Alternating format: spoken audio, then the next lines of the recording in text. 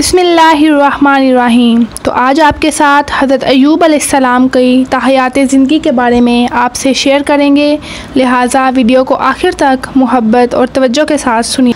नाज़रीन, हज़रत अय्यूब अलैहिस्सलाम हज़रत इसहाक़ अलैहिस्सलाम की औलाद में से हैं और इनकी वालदा हज़रत लूत अलैहिस्सलाम के ख़ानदान से हैं। अल्लाह ताला ने आपको हर तरह की नेमतों से नवाजा था, हुस्न सूरत भी और माल औलाद की कसरत भी, बेशुमार मवेशी और खेतो बाग वगैरह के आप मालिक थे। जब अल्लाह ताला ने आपको आजमाइश व इम्तिहान में डाला तो आपका मकान गिर पड़ा और आपके तमाम फर्जंदान इसके नीचे दबकर मर गए और तमाम जानवर जिसमें सैकड़ों ऊँट, हज़ार बकरियाँ थीं, सब मर गईं। तमाम खेतियाँ और बागात भी बर्बाद हो गए, गर्ज़ आपके पास कुछ भी बाकी ना रहा। गर्ज़ आपको जब इन चीज़ों के हलाक व बर्बाद होने की खबर दी जाती थी तो आप हमदे इलाही करते और शुक्र बजा लाते थे और फरमाते थे कि मेरा क्या था और क्या है, जिसका था उसने ले लिया। जब तक उसने मुझे दे रखा था मेरे पास था, जब इसने चाहा ले लिया। मैं हर हाल में इसकी रज़ा पर राज़ी हूँ। इसके बाद आप बीमार हो गए और आपके जिस्म मुबारक पर बड़े बड़े आबले पड़ गए।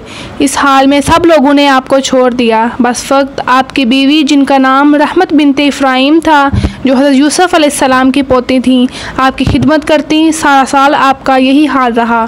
आप आबलों और फोड़ों के ज़ख्मों से बड़ी तकलीफ़ों में रहे। नाज़रीन, आम तौर पर लोगों में मशहूर है कि माज़अल्लाह आपको कोढ़ की बीमारी हो गई थी। चुनांचे बाज़ गैर मुअत्तबर किताबों में आपके कोढ़ के बारे में बहुत सी गैर मुअत्तबर दास्तानें भी तहरीर हैं, मगर याद रखो कि यह सब बातें सरतापा बिल्कुल गलत हैं और हरगिज़ किसी नबी पर कभी कोढ़ और जज़ाम की बीमारी मुब्तला नहीं हो सकती।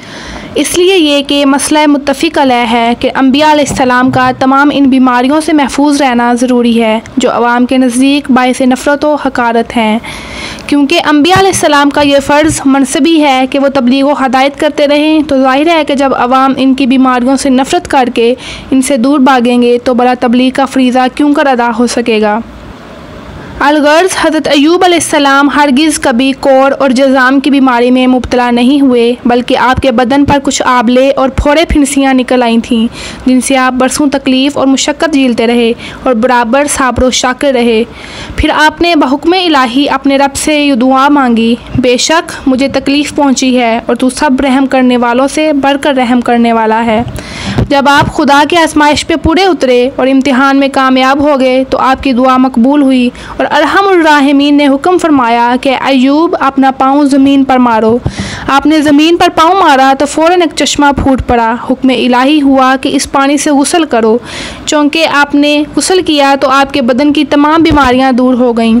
फिर आप 40 कदम दूर चले तो दोबारा ज़मीन पर कदम मारने का हुक्म हुआ और आपके कदम मारते ही फिर एक दूसरा चश्मा नमूदार हुआ, जिसका पानी बेहद ठंडा, बहुत शीरीं और नहायत लजीज था।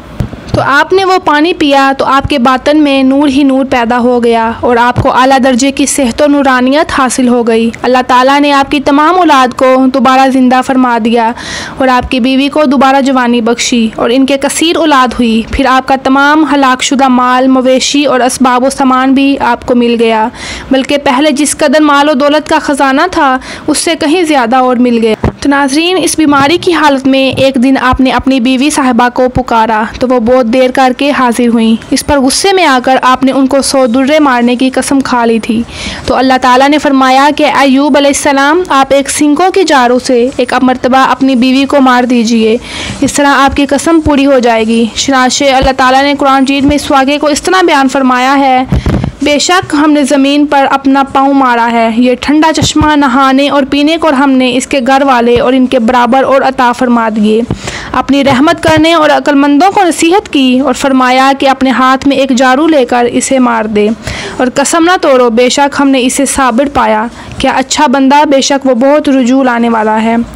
अलगर्ज़ हज़रत अय्यूब अलैहिस्सलाम इस इम्तिहान में पूरे कामयाब हो गए और अल्लाह ताला ने इनको अपनी नवाज़िशों और अनायतों से हर तरह सरफराज फरमा दिया और कुरान मजीद में इनकी मदह ख्वानी फरमाकर अव्वाब के लाजवाब ख़ताब से इनके सर मुबारक पर सरबुलंदी का ताज रख दिया। तो उम्मीद करती हूँ कि आपको आज की वीडियो अच्छी लगी होगी। तो वीडियो को लाइक करें और कमेंट बॉक्स में अपनी कीमती राय का इजहार ज़रूर करें। और अगर आप मज़ीद इस तरह की मालूमाती और इस्लामिक वीडियोस देखना चाहते हैं तो मेरे चैनल डायरी ऑफ इस्लाम को ज़रूर सब्सक्राइब करिएगा ताकि हर नई आने वाली वीडियो आप तक पहुँच सके।